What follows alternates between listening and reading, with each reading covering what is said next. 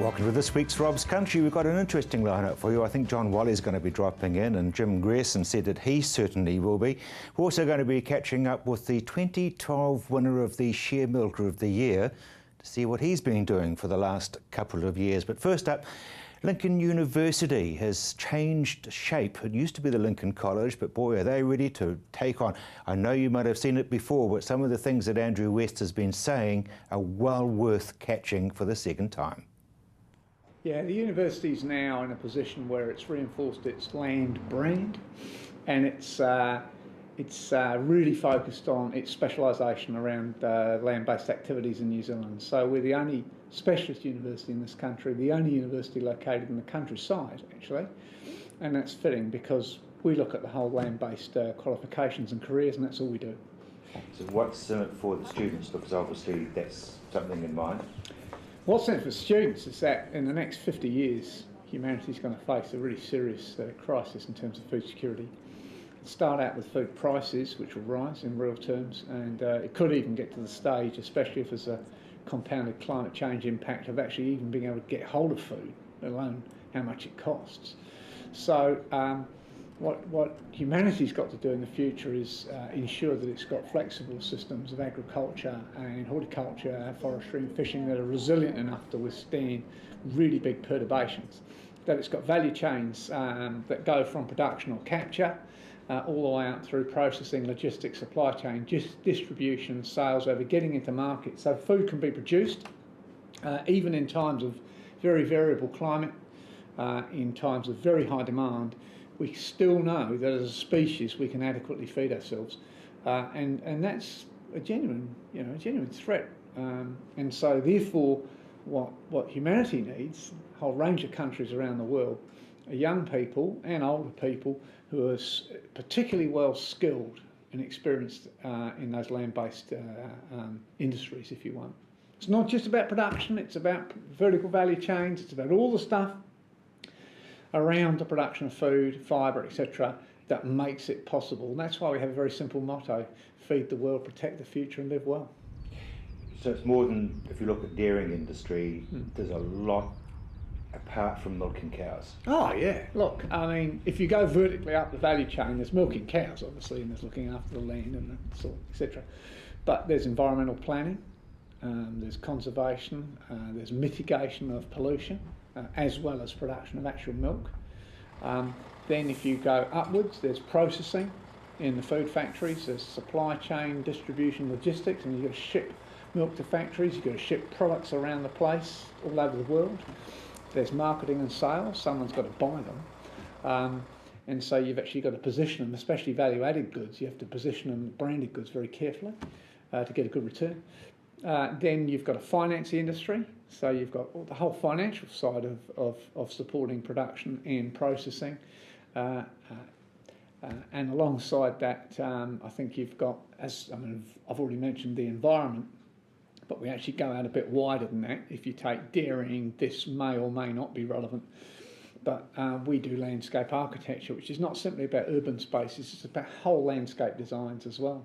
And we've seen that in high country debate, and I think we're going to increasingly see it down on the flatlands, where people are saying, well, why can't we have elements of conservation and biodiversity? Why can't we design farms in certain ways where you can look at other species, not just the production of meat or milk or whatever?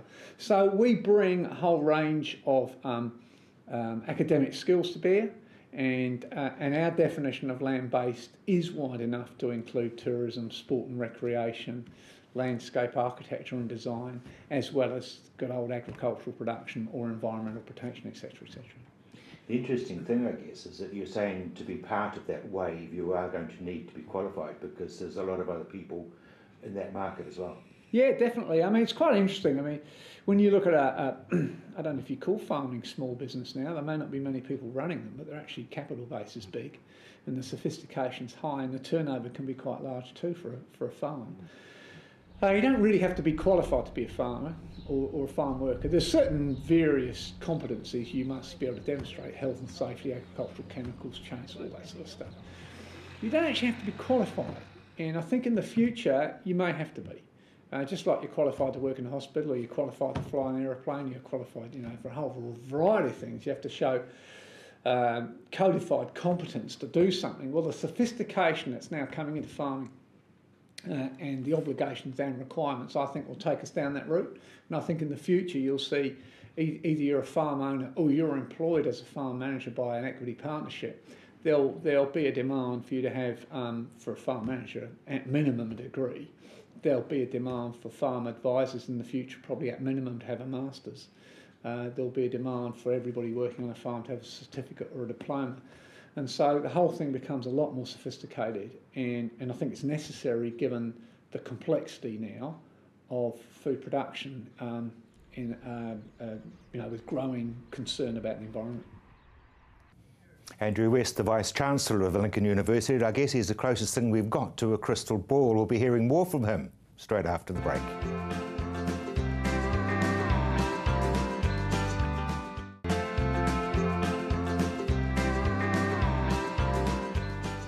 As we got to the end of 2014, I thought it was a very good idea to rerun the interview I did with Andrew West, Vice-Chancellor of Lincoln University, who's got an amazing amount of information, including the fact that Lincoln University has grown out of the Lincoln College. Well, we have, yeah, now a university and proud of it, been that for a while. It's been around for 136 years, since 1878, and it's the oldest agricultural college in the Southern Hemisphere, apparently, so we're pretty proud of that. History does count. We've been, we've had generations of brilliant people working here. We've still got brilliant people working here, wonderful academics. And we still teach a lot of the old chestnuts. We still teach the Diploma of Agriculture, probably taught it for 120 years or something. We teach the Bachelor of Agricultural Science, Bachelor of Commerce, Agriculture. They're old chestnuts, but they're changing all the time. We're refining the course content to reflect the present and the future. It doesn't take away the need, actually, for those collections of skills and knowledge that you learn, the graduate profile, we call it, that you have when you graduate and leave this institution. So in some ways it's back to the future. It's interesting because what you're doing is anticipating a need which hasn't shown itself yet. I mean, crystal balls and things. Well, sometimes you have to. I mean, personal view is that within 25 to 30 years on the flatlands around the world, a lot of food production will be run robotically. There'll hardly be a human on the landscape. I think robots will be able to control so many things. You think about housed or partially housed cows on flat land, you should be able to move them around paddocks using robots, opening gates and all that sort of stuff, because they move where the food is. You should be able to robotically milk them. They'll, of choice, move into housing, of choice move out for food if it's grazing on pastures. So you start to wonder where the human actually comes in. Increasingly, we will see robotics taking over even sheep farming on hillsides. That's a little bit more complicated. But you're certainly going to see robotic combine harvesters, all that sort of stuff in terms of crops, robotic application of chemicals. So it'll be a completely new and different world. But we've seen it already in the food processing factories. It's just a case of getting it out there now at scale across the landscape. Andrew, it's exceedingly exciting as a time. Oh, it always is, isn't it? But humanity does face two great challenges, three actually. The first is the combination of on the one hand, the greatest accumulation of mammalian biomass in the history of this planet, or at least the greatest in terms of speed. Human species going from 1 billion people in 1900 to 10 billion people in 2060. I mean, 9 billion extra humans in 150 years or something. It's 160 years, unbelievable. Then they're going to be wealthier too, so they're going to be demanding more food all the time. So you've got this massive increase in demand, change in the nature of demand for food, and at the same time you've got climate change. And as climate change really starts to kick in, you're going to see the warming up of these big continents where we produce the bulk of our food, the grains and the rice, etc., across Asia, Central Europe, Brazil, North America. Now, what happens when they get really hot? Where's the food going to be produced? So I think that's the really big issue that will drive a lot of these careers and a lot of these opportunities. We've got to fix this as a species. There's no, we can have whatever ICT toys that we want to play around with, and however many smart cars, and however many clever this and clever that. But if you can't get food, there's trouble. And And that's the great opportunity and the great threat facing our species, and that means it's a brilliant set of qualifications to study. Can you handle the numbers that are wanting to climb onto that wave? Well, there's a limited number of New Zealanders that want to climb onto it right now. Actually, it's quite interesting. The growth in student population or prospective students in New Zealand is almost entirely around Auckland, and I personally do think that we have a real issue about regional development, or the lack of it in this country, having spent most of my time in the regions rather than the major cities. Having said that, the reality is it is Auckland. There's 500,000 people who live there that weren't born in New Zealand. Trying to explain to the new population of New Zealanders the importance of these agribusiness careers is quite difficult. It's quite difficult when there is a very big demand to say, look, if you want to be a good New Zealander, the next or second or third generation of our family, you want to be an upstanding Kiwi, you'll go into a profession like engineering, law, accountancy or whatever. And yet the most predictable way in this country to retire with $6 to $10 million is to actually have owned a dairy farm or coming close behind it, a sheep farm. That's actually the most predictable way. So trying to explain that, first of all, if you want that sort of capital in your bank account at the time you retire, this is a great way to go down the career. Or if you want to support those industries as an employee or as an owner of a company that might be providing finance or commercial advice into the farming sector. Very hard to try and get that whole career prospect across to people in Auckland. And it's not a criticism, it's just a reality, and it's a challenge for the industries who need those people. What we are finding, of course, is offshore where there's much greater concern about food security from countries that can't feed themselves now, let alone later on. They get it already. And so I think we'll see more and more overseas people wanting to come to Lincoln to study. And some of those will want to settle in this country with our qualifications. Well, that's no bad thing either. Very exciting times. In just a moment, we'll be talking law with Harmons.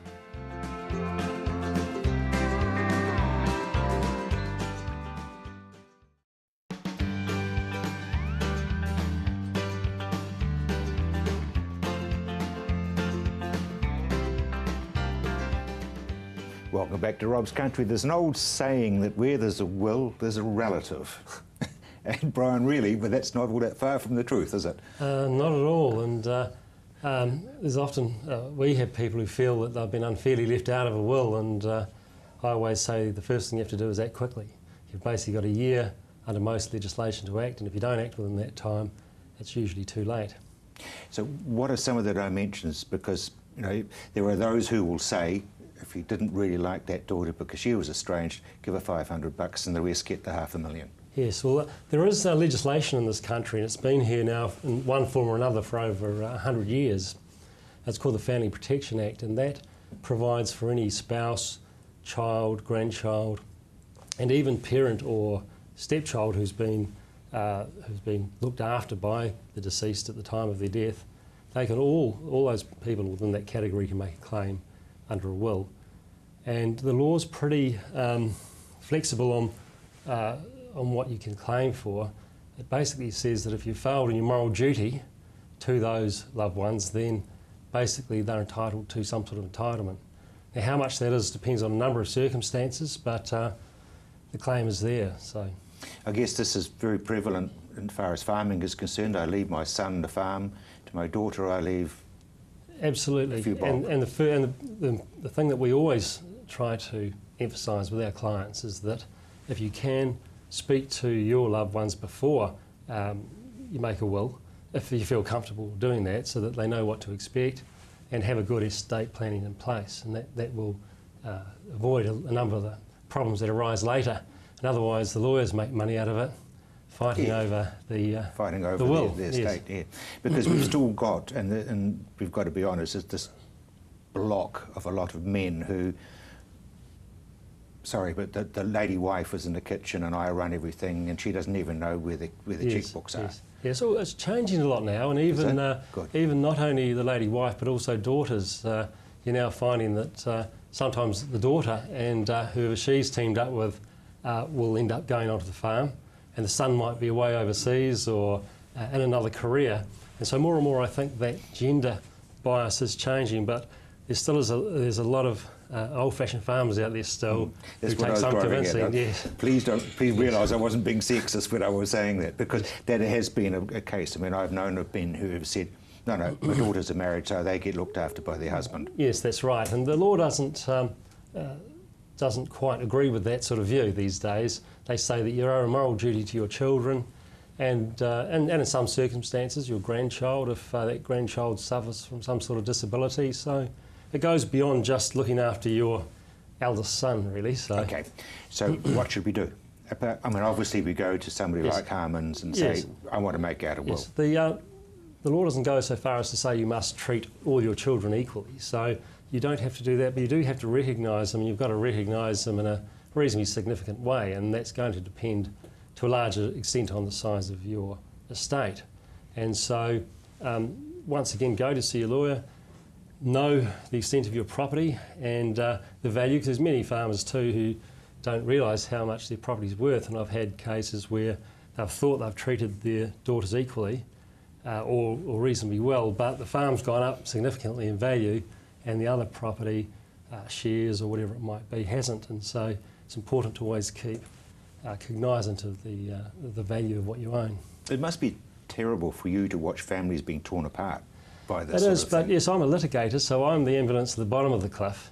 Many of my colleagues at Harmon's, they do the writing of the wills and giving advice. That's now the fence at the top. And they often come to me for advice when they say, look, my client doesn't want to treat his children equally and this is the reason why, and so I give them advice in that regard. But in my job, so people do come to me and they say, how can I contest this will? I've been unfairly treated. And in some ways, I've seen wills where the person's been left out altogether, and that's very hurtful for that person. They think their parent hasn't valued them at all. So it can be a way of bringing families back together again, because most of these cases go to the family court, which is a reasonably non-threatening environment, and the ones that do get to a hearing, there's no cross-examination. It's all done on affidavits, and so it's reasonably straightforward, and many of them, of course, settle along the way. I guess the other confusion is where you've got trusts and you've got companies and a farmers and a company, for example. Yes, absolutely, and that certainly can create another layer of difficulty. Once again, it's just a case of speaking with your lawyer and ensuring that all your affairs are in order and you have adequately provided for your children or grandchildren or spouses, and even in some cases it might be a stepchild. You have to keep an open mind, especially and it could be a stranger if someone, for instance, has done a lot of work for you, either unpaid and there's been some sort of promise. I've seen those sort of cases arise too, that there can be some sort of claim. So it's important that the will makers recognises all those potential claims. And updating, it was quite funny because when my mother died, there was a recent will that I knew about. And then your office got hold of me and said, we've got your mother's last will and testament dated 1956. Oh, really? Yes. So she had updated it. But however, what I'm saying is, how often should we update? I use a rule of thumb of about every 5 years, unless something significant happens in that time. If you do transfer your property to a trust or you change the arrangements in a company, then that's really the time to come and see a lawyer to make sure that those issues don't arise. So I say every 5 years, but I'm surprised about your mother's will. Yeah, that was quite funny that you guys are holding one, actually. Yes, we should have been on the ball. Well, you contacted me instantly, saw the name on the paper and poof, you were there, which was, thank you, it was great. Now, the other thing basically is, apart from the getting it all together, I understand that if you, for example, if you get married, all of a sudden whatever you've got is no longer... That can change things as well, and so you have to be a bit careful there, because inherited property is separate property, so it's fine there, but if it's intermingled with relationship property, for instance, if your child marries someone and they pay off the mortgage with that inheritance and so on, it can be lost. So there are devices you can have in a will trust, or setting up a trust during your lifetime which can protect your child against potential claims. And it is a real issue now when over 50% of marriages, unfortunately, don't last a distance, and even less for de facto relationships. So you have to say, it's on the cards that they may well break up at some time. And briefly, prenuptials. Yeah, prenuptials, very good idea. And that goes hand in glove with the will. It does. You can, particularly if you're expecting an inheritance, or sometimes they may already have an inheritance through a life interest. It might be a life interest to the widow or the widower, with the the estate to go to the children after that survivor's death. So it's important there to have a prenuptial agreement in place. Or if you're even advancing money, if you're lending money to one of your children, you don't give it to them, lend it and put it in a document. You don't have to ask for it back, but at least if they break up, you can say, well, I'm calling in my loan now. So there's all sorts of devices. They're not unfair, they're just a way of preserving the property that you want to have for your child. Thank you, and that's why we're very grateful people like you are about. After the break, we're going to be talking horticulture with Jim and meeting up with a man who was Shareholder of the Year a couple of years ago.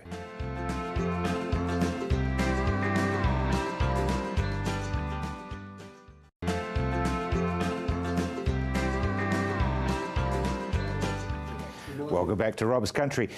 End of the year, things winding down politically? Oh, they were sort of going quite nicely until the OECD released the report on inequality and what it might do to economic growth. Made some interesting points which one side jumped on and the other side brushed off, as usual. But it's really starting to think about the fact that if median wages continue to fall, then that starts to impact consumption across the economy and ultimately impacts growth, and the OECD made some good points. So, expand just a wee bit on that? Well, essentially, if you end up earning less across the economy, so you've got good average wages, but more and more people are earning below average wages, so low medians, that means they don't have the money to spend. If they don't have the money to spend, the engine of the economy, consumption, slows up. So we're not going to hit surplus either? Well, you know, really it's close enough. I'm sort of getting fixated on whether it's a small positive number or a small negative number really doesn't matter. I think there's rather too much is made of government surpluses or government deficits, because in the end it's what the national surplus or the national deficit is that really matters. How many people, John, seriously would understand all that? Oh, here we go. The average New Zealander wouldn't know the deficit if they fell over it. Yeah, that's the sort of thing. That was the Rob Muldoon comment, I understand. But I guess it does matter. If at the end, you know, at the household level, not that you can really go from the household level to the government level, because governments can make money if they so choose. You and I can't do that, or if we did, it's actually classed as forgery and we get locked up for it. Yeah, exactly. But governments can do it legitimately. They and councils. Yeah. But the thing is, everybody understands it at the household level. If we spend more than we earn, you have to borrow. And you can borrow for so long, but there comes a point when you can no longer sustain those borrowings. So, and you do actually have to pay what's called interest. And you have to pay interest, and ultimately you have to pay back the principal. So debt is a problem at the individual, at your level and at my level. It's less of a problem at national levels, as the Americans have shown for quite some time now in terms of printing their particular brand of currency. Yeah, they sort of just keep printing money. Well, they've stopped doing that. I mean, they've said they've stopped doing that. And overnight, the Open Markets Committee up there said, well, basically, it's not lower for longer now. Sometime mid-next year, we're going to start lifting rates. And if we carry on doing that, something about the end of 2016, we might be at 2.5%. So end of 2016, that's 2 years from where we sit right now. Exactly. So not a lot can happen in that time. And what about the ruble and Russia? I mean, what's the hell's happening there? That's the. We had GDP figures out today. They were on the plus side. So to the end of September, things are reporting reasonably well. I could talk about some sectors not doing too well, but in general, good numbers. But that hadn't really captured what's happened to oil, what's happened to geopolitics in the sort of eastern Ukraine, and what's happened to Russia. Russia has debts, Russia has oil. Oil is now worth half what it was, the ruble's now worth half what it was. That's creating an awful lot of financial pressure. That side, what used to be the Iron Curtain. Yep. And it is a worrying time going into this end of the year with that overall geopolitical situation. What's that likely to do to our dollar, if anything? Yes, you can pick a number either way on that one, but chances are what we're seeing is strengthening of the US dollar. We're seeing some marginal softness in the New Zealand dollar. So we're trading in the 77, 78, 76 range. And all of the commentary in the long term is the dollar's on a long-term recorrection, low 70s, high 60s. But what's happening in the short term is anybody's pick. When the world gets a worry, then that tends to lift the currency, the flight from peripheral currencies, see those fall and see the US dollar strengthen, see the euro strengthen, because that's seen as a safe harbour in times of trouble. So, Australian dollar, for example, I'm going over there shortly. Well, you'll do okay in the short term. The Australian dollar's feeling some pressure. It's sort of mid-90s now. That's a good buy from a New Zealand perspective.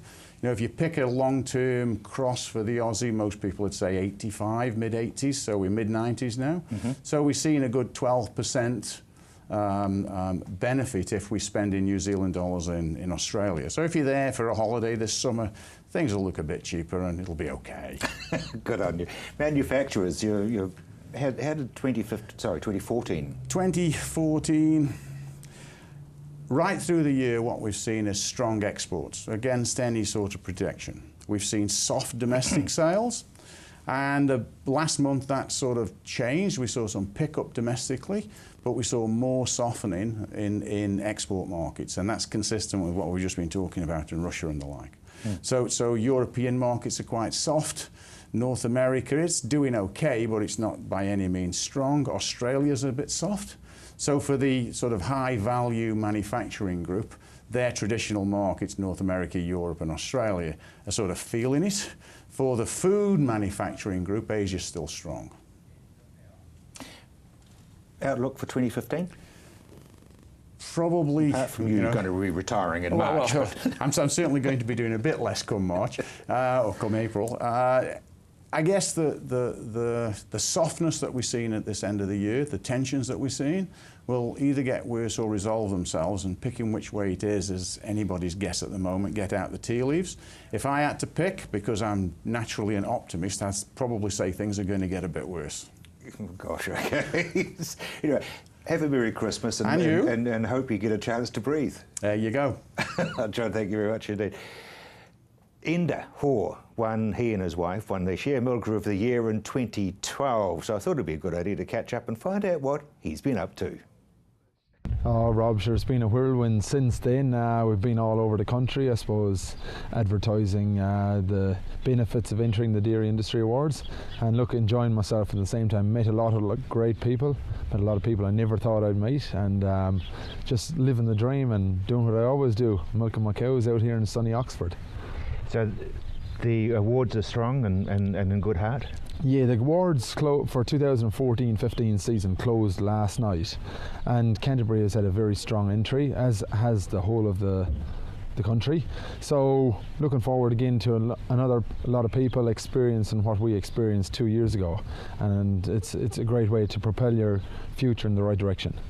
Last time I was out here, it was brand new and the cows hadn't arrived, but now it's no longer brand new. What's it been doing?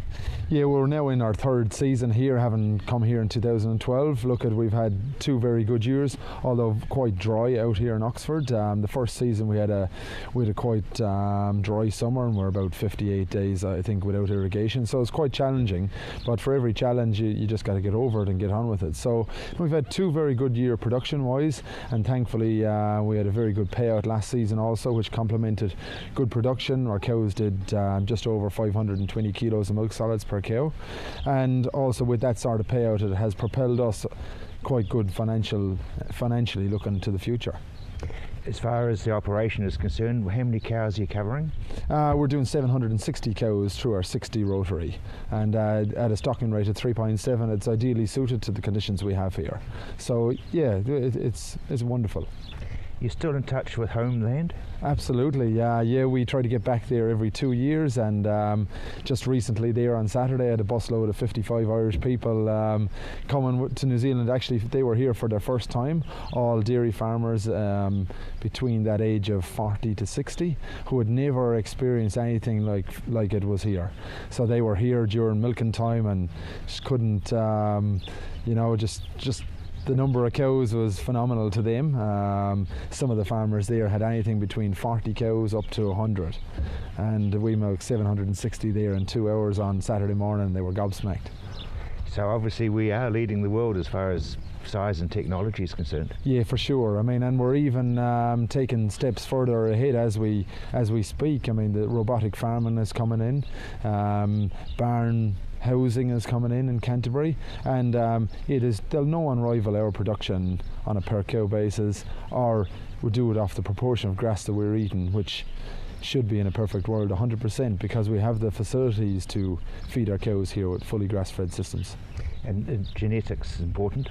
Absolutely. I'm a strong fan of LIC genetics, and I individually mate a lot of my cows to a selection of different bulls, and my criteria is to produce a F10 to F12 Frisian crossbred cow that delivers me about that 105% of kilograms of milk solids to kilograms of body weight. So it's an efficient cow, and accurate use of genetics is very important. Yes. And then I guess education for people who are coming into the industry. Yeah, education very important. I'm a strong believer of primary ITO. They do a lot of good work with people on farm.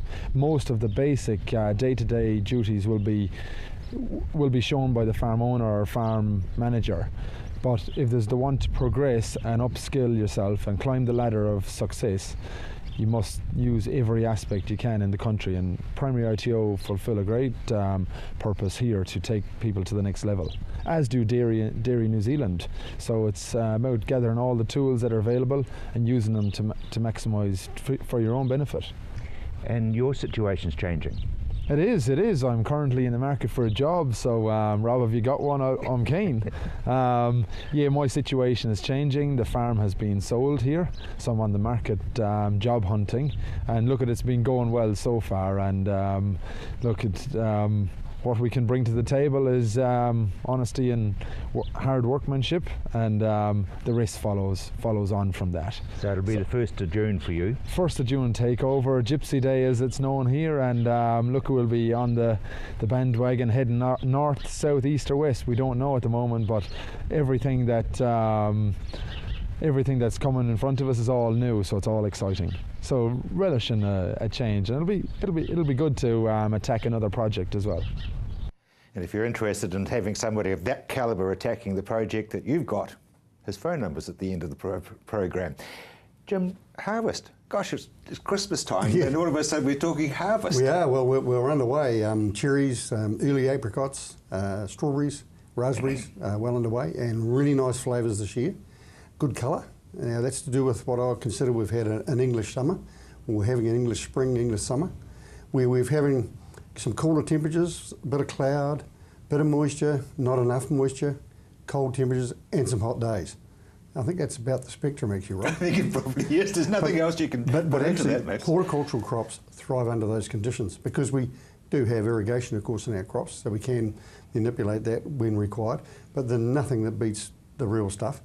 In the last 10 days or so, Hawke's Bay, Southland, Otago, Nelson, Marlborough experienced probably about 70 millimetres of rain collectively.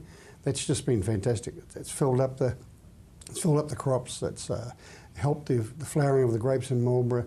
It's filled up the fruit for the beginning of the harvest in Hawke's Bay. The Nelson guys are pretty happy. Fruit size is coming on nicely. Colour's good. And even the Northland guys, the Tamarillo guys and avocado guys, they're at a point where they were very dry, and of course now they've had extreme wet conditions, but that's actually started to fill their fruit up for them too, so pretty been good all round really. So we're not going to say too much, but it could be a good season. Could be a good season. The problem with it, and there's always a problem, but the problem is that there's still a real threat for hail. With the extremes from northerly to southerly, the confusion is still going on between El Nino and a true finish of La Nina. So they can bring hail, and usually that can go right through to around about the 20th, the third week of January. So we've got a little bit of risk there still there. But all intents and purposes, things are in reasonably good shape. I urge people, here we are coming into Christmas week, the strawberries and the raspberries and the boysenberries and the tayberries are tasting absolutely wonderful, and they're underway pretty much right now. What about disease pressure? Well, the good thing about an English summer, as it were, is that we don't have high disease pressure. we've actually had quite a dry period, to be honest, up until now, and we've had cool and we've had heat, and it minimises disease. It brings on pests such as mites and other insects, aphids and what have you. We've managed to manage them okay, but the diseases have been very few and far between. In fact, we've had quite a usual old story, Murphy's Law. We've had this year quite a number of trials out there on different new compounds coming forward for the ongoing years, and we haven't really, we now know that we're not going to really have much of a result because we haven't had the disease pressure. So really that's good. But will they still get registered, perhaps? Well, we'll still have some data and we'll just continue those trials again next year. But I mean, let's not have the disease because that's what really costs us. So it's been pretty good. So from here on out, I mean, look, you haven't mentioned onions and all that sort of stuff. Well, the vegetable guys are in reasonably good shape, and of course they are always harvesting. The prices from Europe have been very depressive across the board, whether it's soft fruit or hard fruit and or vegetables. So at the moment, the prices are medium. Sometimes that's not a bad thing at the end of the day. If they're extremely high, everybody wants to get into the next year, and that just causes a slump. So if the prices are medium to above average, people shut up and get on and make some money. And we hope that it's a shut up and get on and make some money year. I love your philosophy. Because a number of the guys need to do that. But the quality to this point should be there. The onions will need sun, for instance, as will some other vegetables, need sun come January, February to finish them off properly. And let's hope we do get that. The apples need sun. They've had the cool temperatures, so colour is looking really good. But the market is extremely soft in Europe. It's the lowest it's been for soft fruit, and I mean soft fruit, I mean raspberries, blueberries, strawberries, blackcurrants, that type of fruit. And the reason is the embargo's on Russia. That fruit that normally goes to Russia isn't going, so there's fruit around, still in cool stores, depresses price. Consumers are buying, as they are here, more on a daily basis than buying too much going forward. So everybody's being a little careful, and that does put pressure on international markets, especially in Europe for us. But Asia, going pretty much gangbusters. They love our fruit, they love our flavours, they love our red colours. And we are fortunately starting to really capitalise on that on various number of fruit and vegetables for that matter. So these are all put into a 747 and woof. Yeah, a lot of it is. A lot of it's put into shipping containers, and it's still there in 2 or 3 weeks and in top order. And just chill it. Yeah, depending on what the product is, of course. But they love red and they love sweet.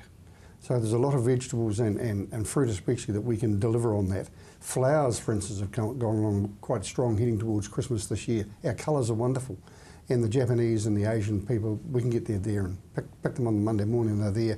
They're there Monday market, 12 hours later. And they're beautiful, just as though they're picked just down the road. So, yeah, it's some good stuff. And there's more airspace. There is more airspace today than there has been in the past. And may that continue, especially out of Christchurch. So your department, as in horticulture, is looking in pretty good heart. It's always a risky business, Rob. But, yeah, I would say we finished the year in reasonably good shape. And hopefully in the next 2 months, not only do the growers have a wonderful festive season, but I hope to have a really prosperous harvest. Looking further out, I mean, where we're at, I mean, the aquifers are all nicely filled up and we're looking pretty solid, aren't we? We're looking not too bad. Our use of water is changing so much with throughout the whole South Island that the huge swing to using centre pivots has made a lot of difference to the groundwater on coastal properties. We used to have the what do they call it? Ditch irrigation. Yeah, border diking. Border diking, sorry. And the less and less of that's happening. So that used to fill up the aquifers and fill up the ground as you went further east to the east coast. Now those farmers that are, say, if you take the main north road, south road, as the line, there's less water underground on the east side of that than there is in the past. So these guys are now having to go and take their wells a bit lower, and they've put in more centre pivots. But, oh gee, there's not only dairy cows in the greater South Island under centre pivots, and there may be less in the future, who knows. But there's a lot of damn good crops growing under those at the moment, and they really are proving to be a very good instrument in terms of irrigation. Jim, Merry Christmas to you, and thanks once again, as always, for your help in 2012. Viewers and yourself, Rob. Thanks very much indeed. We'll have more for you straight after the break here on Rob's Country.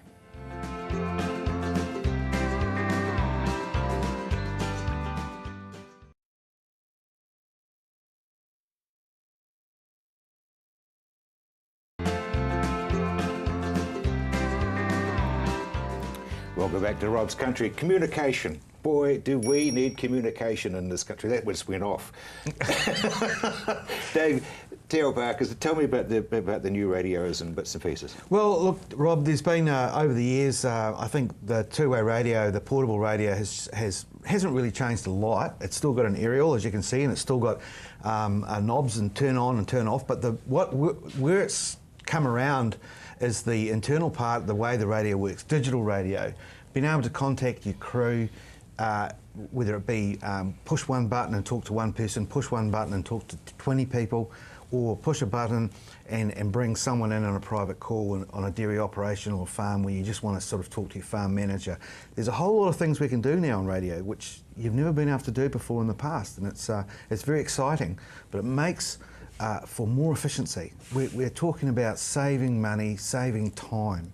And in this day and age, I think that's a damn good thing to have going in a business operation. Saving money, saving time. When I was knee-high to a perching pullet, we lived out at Westerfield in Canterbury, and if a fire broke out in a hay shed, for example, yes, there was a special ring, ding, ding, ding, ding, and everybody picked it up to find out what the drama was. Yes. We don't have party lines anymore. No, that's right. And when you're using a cell phone these days, you still got to pick the phone up and dial the numbers and so on, and hopefully you'll get someone. You won't have, hi, you've reached Rob, I can't come to the phone right now. So where the radio hits its straps, particularly when it comes to health and safety, is being able to pick the radio up, push the button and go, there's a fire, or can I have some help, please? I need help with the fencing, or I'm injured. And that's where it really hits the straps. It's the health and safety aspect, immediate response. But you don't particularly want everyone to hear a conversation when you're calling back to home base and say, look, what's for dinner because I'm really hungry. Yeah, or make sure the beer's in the fridge. Look, so there must be two different channels that one's always open? Yes. Yeah, well, we can configure it to be any way you like. Rob, we've got a couple of farmers who have got 3 channels on their radio. So they have one radio, one channel, I should say, which is open. They can hear what's going on around the properties. And properties. Properties, yes, that's right. And then, of course, they've got one other channel which they use for their management. So they're just talking to their milking manager, their calving manager, the guy on the tractors and that sort of thing. They can bring those guys in.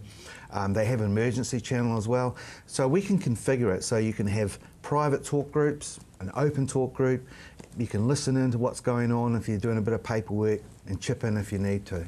Because the other thing is self-consciously. I mean, you talk to an airline pilot and I say to them, because I know several of them, I say, how do you know when it's you? And he said, you know your flight number and, yes, and you hear the flight number and you go, that's me. Yes.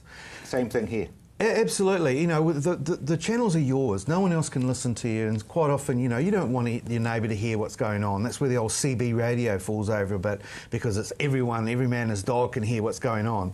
With this, you've got your own private channel, and even if you're using a little radio like this, tiny wee radio, it looks like a phone. It's not a phone. It's a two-way radio, digital. You can carry that around in your pocket and listen to what's going on. Bluetooth earpiece, very, very covert, but you're not having to walk around with something like that. And get that out again, because it doesn't look very big. It's not very big at all, is it? It's one of the latest two-way radios from Motorola. It's absolutely outstanding acoustically. The sound quality, it's water resistant, drop resistant. It's just a great little radio. What's the range on it? Well, it's as far as you really want to go. On our digital network, I've got a guy who lives in Kaiapoi, and he can talk to his guys in Rolleston. He can talk to his guys in Ashburton. Kaiapoi to Ash Vegas. Further south even. I was down in Winchester not too long ago, and I was talking back to Christchurch. So we can put you on that digital network, and you'll just have a massive opportunity to travel around Canterbury. So digital to radios is what it is to television. It is exactly that, Rob. When digital television came in, it was a big change, but it gave you amazing clarity, amazing audio quality, and all these other features. And that's no different what we do at Motorola. It's fantastic. Because seriously, people sort of stopped thinking two-way radios.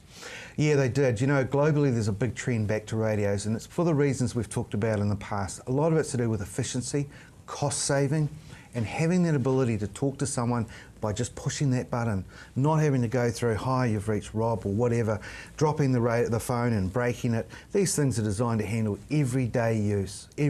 So, you know, globally, as I said, a lot of these big industries and small farm groups and even sales reps are going back to radio.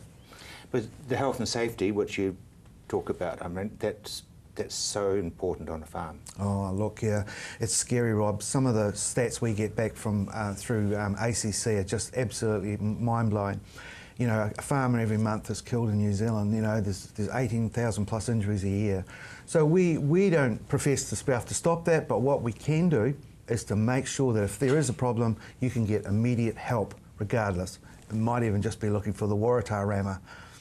Yeah, but even so, I mean, the thing is that if you do come off your four-wheel motorbike or you do get hurt or injured, you can let everybody know. They don't wait until That's right. 11 o'clock at night and say, God, he's not home yet. Well, you know, Rob, we have on the radios a little orange button. The little orange button can be pushed, an alarm can go off and to tell everyone on the farm or the property that there's an emergency. Brilliant. No, thank you very much indeed. And very Merry Christmas to you. And you too, and the viewers. Fantastic. Thank you very much indeed. His phone number and others that you'll be wanting to jot down on your screen now.